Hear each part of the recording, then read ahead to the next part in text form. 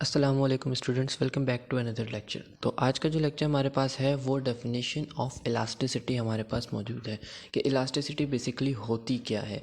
तो डेफिनेशन अगर हम पढ़ेंगे इजी उसमें, तो यहाँ पे लिखा हुआ है कि responsiveness of quantity demand and quantity supply due to change in price.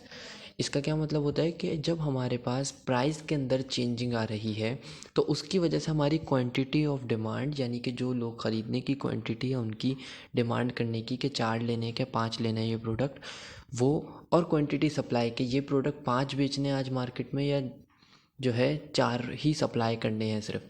तो ये जो डिफरेंस आता है प्राइस के चेंज होने से, यानी कि अगर डिमांड कम होती है तो प्राइस कम होती है हमारी तो डिमांड बढ़ जाती है, जबकि अगर प्राइस कम होती है तो हमारी सप्लाई भी कम हो जाती है। तो ये जो चेंजिंग आती है प्राइस की वजह से, इसको जो है इलास्टिसिटी के अंदर हम एक अलग तरीके से डीपली गो थ्रू करते हैं और इसी को जो है वो इलास्टिसिटी कहा जाता है।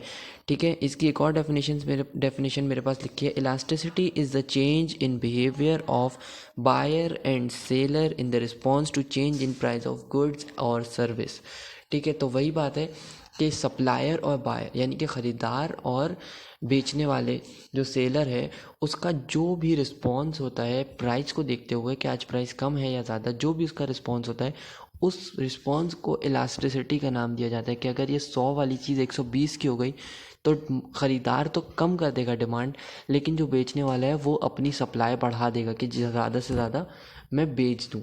तो ये जो उन्होंने रिस्पॉन्स किया ना, डिमांडर ने कम कर दी और सेलर ने सप्लायर ने बढ़ा दी अपनी जो है सप्लाई। तो ये इस डिफरेंस को जो है हमारे पास इलास्टिसिटी कहा जाता है। ठीक है, नेक्स्ट लेक्चर में इंशाल्लाह हम टाइप ऑफ गुड्स देखेंगे और उसके बाद हम देखेंगे कि वो क्या क्या इलास्टिसिटी के जो है वो होते हैं गुड्स के ऊपर, किस तरीके से वो इफ़ेक्ट कर रहे होते हैं। तो नेक्स्ट टॉपिक इंशाल्लाह हमारा जो है वो टाइप्स ऑफ गुड्स होगा। तो जब तक के लिए अपना ख्याल रखिएगा। अल्लाह हाफिज़, फ़ी अमानिल्लाह।